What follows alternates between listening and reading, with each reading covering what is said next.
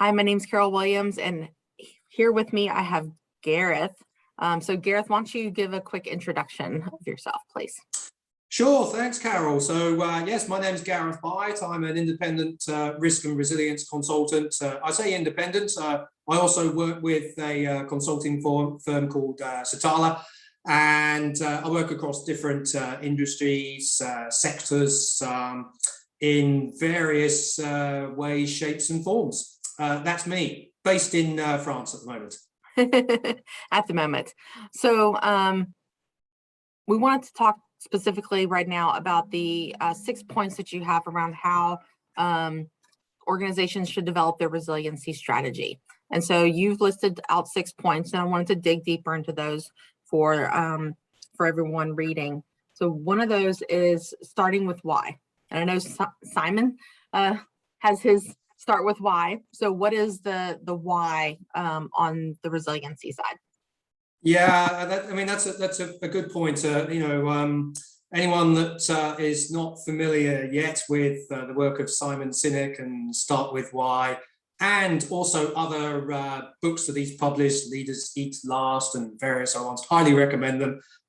Excellent material to use to really think about your purpose. What is your purpose for,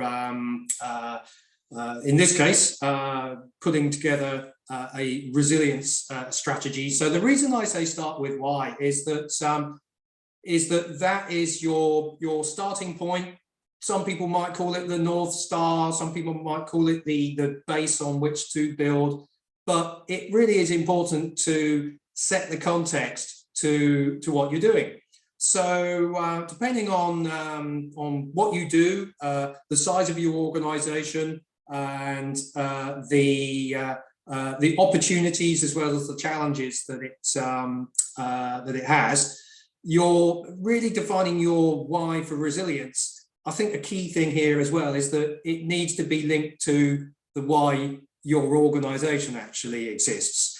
If the two are divergent, or let me put it this way, if your reason for doing resilience is sort of mechanical kind of response, we want to make sure that we've got the right procedures in place and things like that, I would suggest that that's not really the why.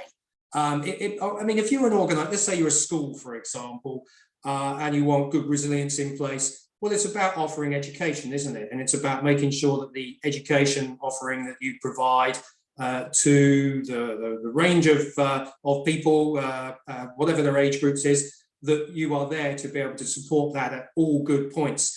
And of course, just when we talk about education as an example, we could talk about any kind of sector, but there's a lot of online learning going on at the moment. So making sure you've got good resilience in place really helps people who are taking part in that learning to make the most out of those different learning offerings. So, hey, I could have talked about the pharmaceutical industry or mining or construction or something, but do you see what I mean? The start with why really means it's that point where you're linking it carefully to your strategy and what your purpose is. Got it. Okay, thank you so much. So then one of your next point is agreeing on a practical approach. And that can be taken in so many different ways. A practical approach to what? So can you give us some more details on that one? Yeah, I actually think the world of resilience is a really good way to understand how a team, a group of people, an organization within its ecosystem, I know we want to talk about ecosystems in a minute, how they do what they do. So good principles of resilience include the ability to be able to make small little corrections on a regular basis to avoid creep, and then having to make a big correction, or something bursts or breaks or something like that. And the practical approach of resilience really needs, we were talking earlier about starting with why and what is your purpose, and just happened to use that example of education, but understanding the practicalities of what people do. And I touch upon it in the article. I talk about plan, do, check, act, or PDCA type of circular type of approach of doing things.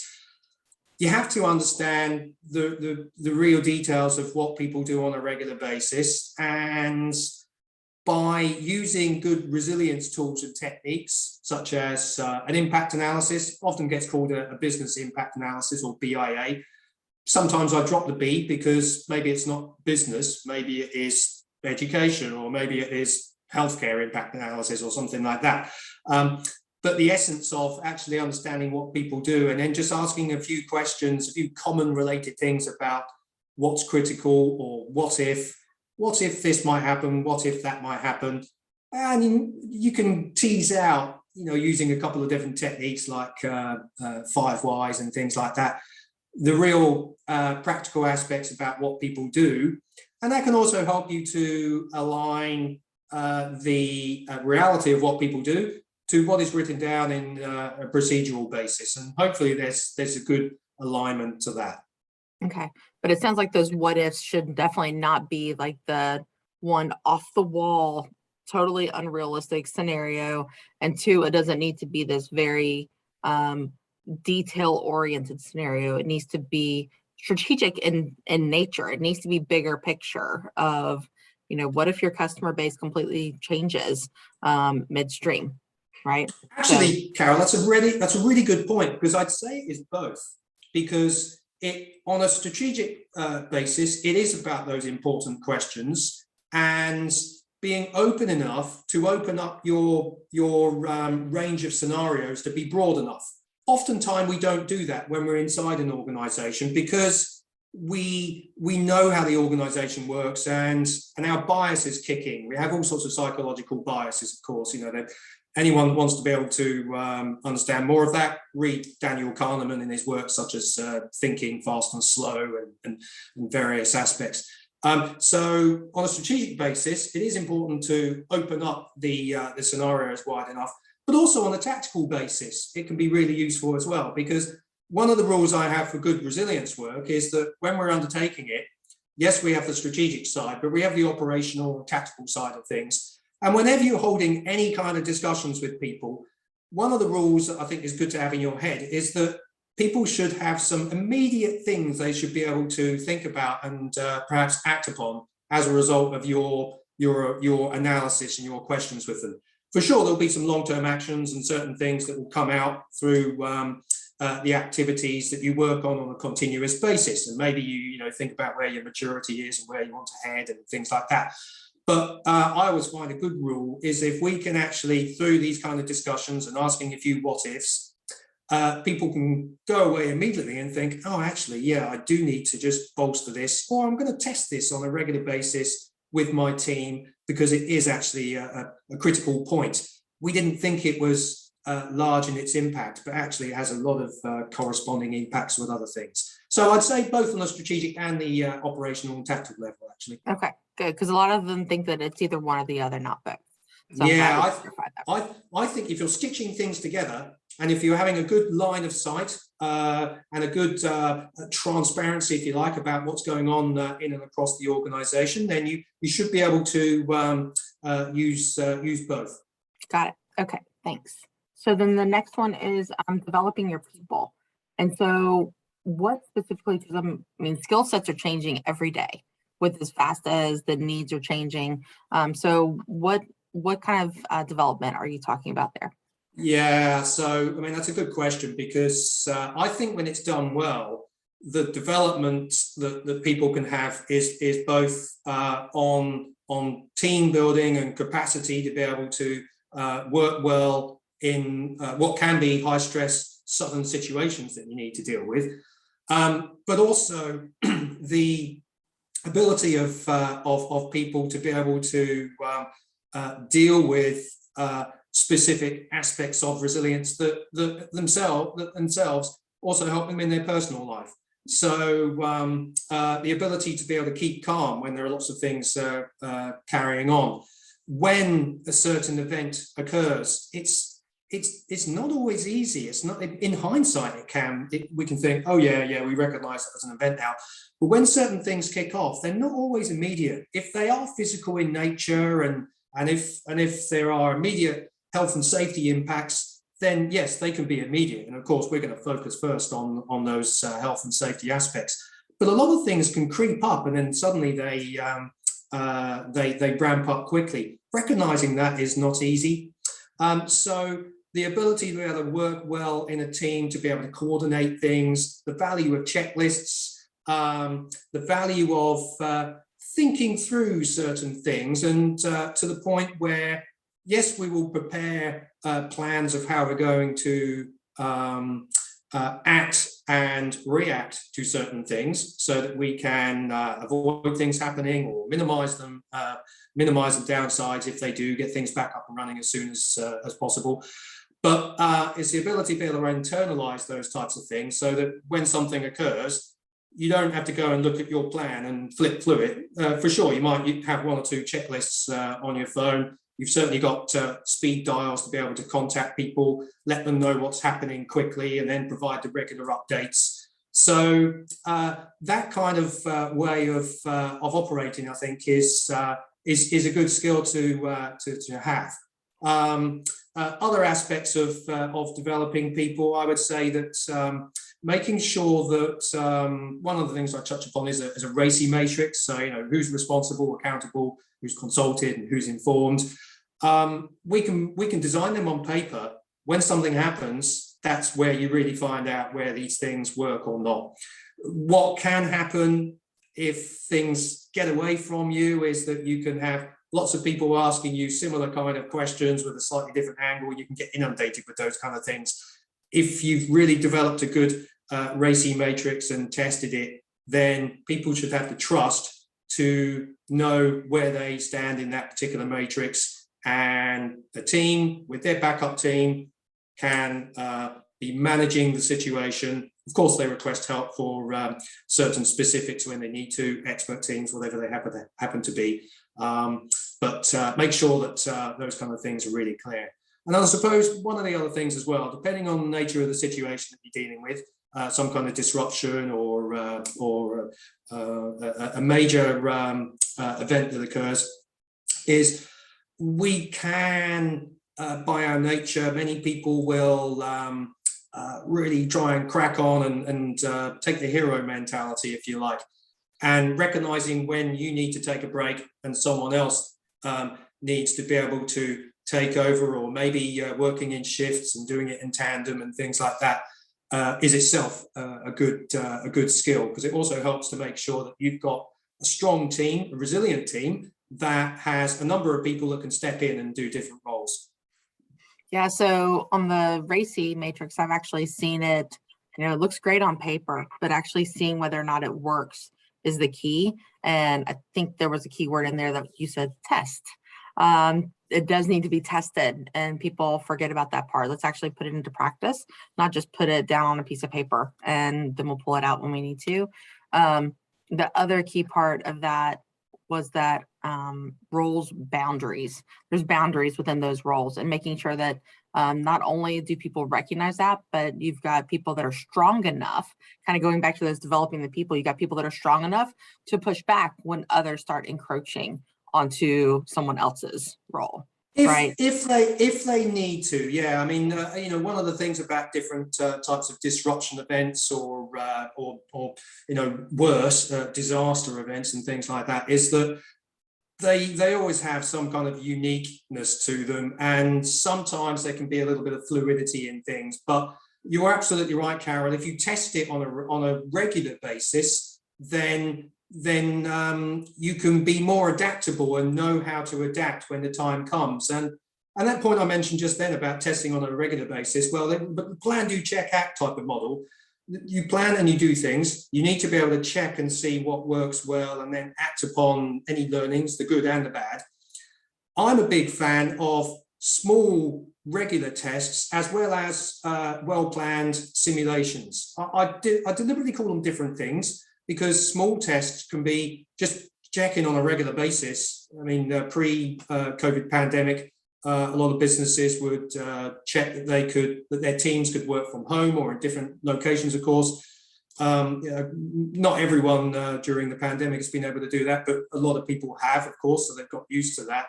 But there's other types of tests that people can do on a regular basis. And one example I often use for organizations that have premises be it an office or an industrial unit or whatever it is.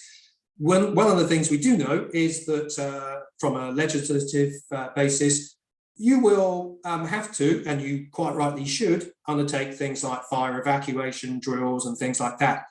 You can use those types of things as an opportunity to stitch in for a small group of people, perhaps your business continuity team or your resilience team.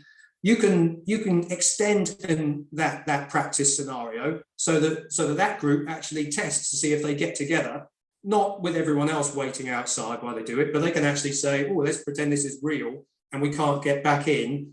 People have got their phones, but they don't have their keys, and the fire brigade's saying, well, you can't get back in and everything like that. How would you respond? So look to use the types of things that you do on a regular basis to extend your own testing. That's a great point. Thanks. So then the next part was about agile implementation. And you mentioned again about that practical approach. And so can you give us kind of a reframing of that practical approach specific to the agile implementation piece of it? Yeah. What I mean with agile, and of course, there's a lot of good work that's been done in agile, and there's a lot of specific terminology that gets used, particularly in IT and technology projects. And I'm not necessarily talking about things like a Scrum Master and things like that, but the ability to be able to, if I go back to the first point when we're talking about start with why and know what your actual purpose is, the agile side of things is to be able to make sure that you've got adaptability towards doing things. So we have our purpose, we understand the context, we have a toolkit of resilience tools that will have a number of different things. We've mentioned a couple of them, like a typical kind of RACI matrix and an impact analysis and certain plans, and then you have tools and templates and training things and task lists and the like.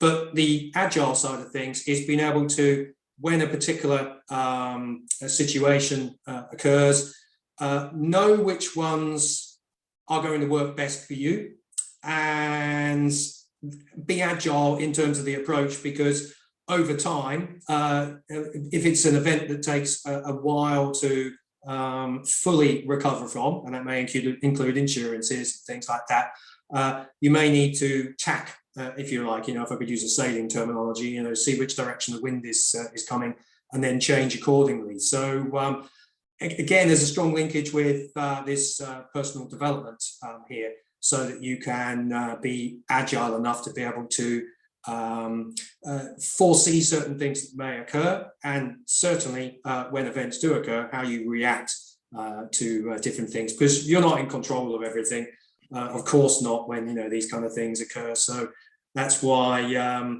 having a good, strong team that is mentally tuned in and has the support from people in the organization and the authority to be able to act is key. Yeah, I agree with that. I think you actually used a really good phrase of span of control. That's going to be key, because a lot of times we think everything's going to go perfectly according to my plan, and it never does. And so having to be able to adapt to those changing circumstances. The example that kind of flashed in my head when you started talking about having to change your approaches was thinking about when you're on a road trip and you've got a destination, and yet you get on the road and there's a major accident and you're now stuck. What are you going to do? Because you don't want to sit on the road for several hours while they wait to clear the roads. So instead you figure out a way, okay, well, I'm just going to go on this little back road and I'll wind my way around, and I'll get around that event that kind of got in my way, but I will still make it to my destination. It just wasn't according to my plan. Right. So yeah, similar. Yeah. And to your point, I mean, if we continue with that analogy, what we were talking about earlier was the value of communication. So that if you're picking up and something occurs, well, perhaps you might have seen it a little bit earlier because you've got tracking on your GPS now. So you may have been forewarned so you don't get caught in the big queue. What time of year was it? Was it winter time? Was it this big storm? Could you have been snowed in or something? We know these kind of things happen. But if you've been able to forewarn people that, hey, there's a possibility that we may be a little bit late, we're working out a different scenario. And so using those kind of tools and resilience, even the time that you set off, the world isn't perfect. Sometimes we're in a bit of a rush, but if we give ourselves enough time to to set off? Does that give us a little bit of leeway in case something happens? Yep, agree. Contingency planning. Yes. So the next part was good governance. And so I wanted to ask you, like, so what does good governance, I'm gonna put that in quotes, what does good governance look like? Yeah, look, governance gets talked about an awful lot, of course, but a really important thing for me is that it is raised and talked about by, and it's got the support from your senior leadership, like I say, whether it's a business, a school, a hospital, whatever your organization is. If there's the recognition and it does get talked about on a regular basis, and perhaps if you've got a policy on it or something like that, who is the owner of that? Does it get reviewed on a regular basis?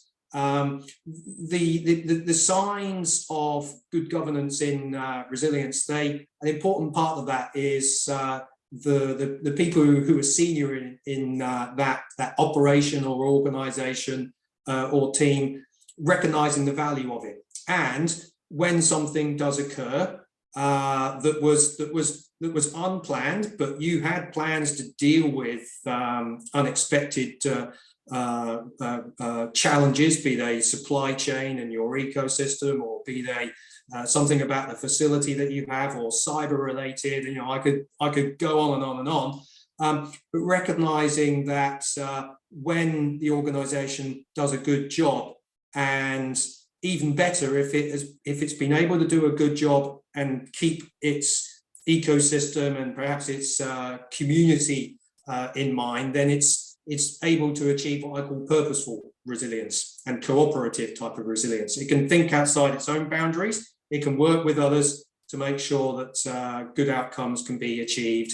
And good governance should recognize that. So you use that phrase ecosystem. Can you give us what you consider, how do you define that? Yeah, so your network of other organizations that you deal with. So if whether you are a retailer or a hospital or a construction firm, you do your things, but you exist in an ecosystem of others. So you have partners, you have suppliers, you have your environment with your relationships with government organizations and bodies, depending on what they have to be, what they should be. You have your clients as well, of course. So it's the different organizations that you interact with is essentially your ecosystem. And when it comes to resilience, one of the things that I think is good to consider is that we want to make sure that we think about how we're going to respond to things. But what does that mean with our ecosystem of partners? And let's use the supply chain as an example. We may have good plans in place, but if there are certain things that our key or core, or what you might call critical suppliers, if they have key challenges with, it would be great to have the discussion with them to see what's appropriate to do, what's appropriate to put in place. I mean, there's a lot of discussion about this in supply chains all around the world at the moment, of course. And where's the risk reward balance? How much can you invest in things to make sure that you can cover different things? Having the discussion with key or critical parts of your ecosystem can be really important. And the other thing I'd say around the ecosystem is, if you can think about those that you serve, your clients and perhaps communities as well, are there things that you can do that can aid them as well if something big occurs? If it's a big storm, a hurricane or something like that, I don't know, but if you've got certain facilities that you may be able to make available in the event that certain things occur, then as well as looking at your own organization's assets for your use, maybe they can be used for greater societal use as well. Great point. So quick question, and then I've got one more, and that is, So my question is, when it comes to the ecosystem, you talked about, the people that you have to partner with, your suppliers and your customers, and the regulatory bodies, all of those things that you exist within. What about just general society, because of how connected everything is? They may not be a customer, but they just exist, and they are noisy. They can be very noisy. Yeah, and they can be noisy in a very positive way, of course, or they can have certain criticisms, let's say, of what you're doing. So for sure, society as a whole, and depending on what you are as an organization, we mentioned we've only covered a few, but if we're do you own and operate schools or hospitals, or are you a major retailer? Are you a bank? Are you, all these different types of things?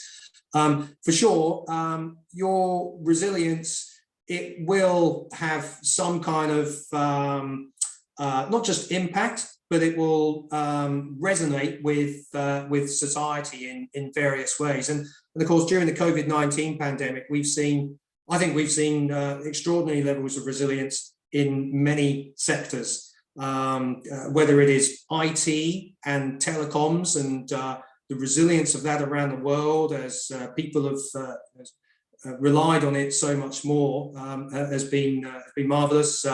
Many organizations have they've retooled quickly to make whether it's clothing, equipment, PPE, personal protective equipment, or different things to support the effort during the COVID-19 pandemic. Those kind of things are societal as well as relating specifically to your organization. So yeah, fully agree. Okay, great.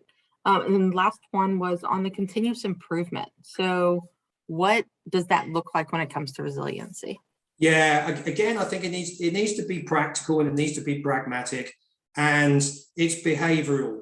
So when you do regular tests, make the time to just do a quick debrief, whether you want to call it an after action review or lessons learned or retrospective. Make sure you do a proper good debrief.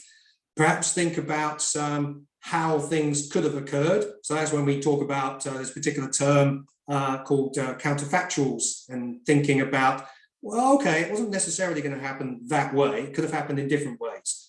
What would we have done if it had happened in different ways? But the point being, it's a behavioral thing. And it's also part of what we talked about earlier in terms of people's development and skills, because you can use this in all sorts of ways. Not only when you do tests, but when certain events occur, follow through the plan, do, check, act. The check and the act often get left behind. We do great work in planning, and we respond, and then we forget to check and act. So do that check and act. Just stitch it into to what you do. I think it's a good sign behaviorally that if you do those kind of things in regular tests and full simulations, and of course, if you do get involved in an actual event, then reach out to a range of people, get the diverse views, be open to what those views are, and work out how to move forwards. And then on a regular basis, you can hopefully see whether through what you are doing, are you achieving good resilience? And crucially, getting back to the very start of this discussion, when we talked about start with why, is it actually helping your organization with what its purpose is? Because if it's not, then you might need to think about changing it. You need to reevaluate your why or your plan, because one of them is not working. Right. Perhaps. Got it. Well, thank you so much, Gareth. This was very enlightening for me, and I'm sure everyone else watching the video. And of course, for those on the blog, feel free to continue reading to learn more about resiliency from Gareth. Thank you so much. Super. Thanks.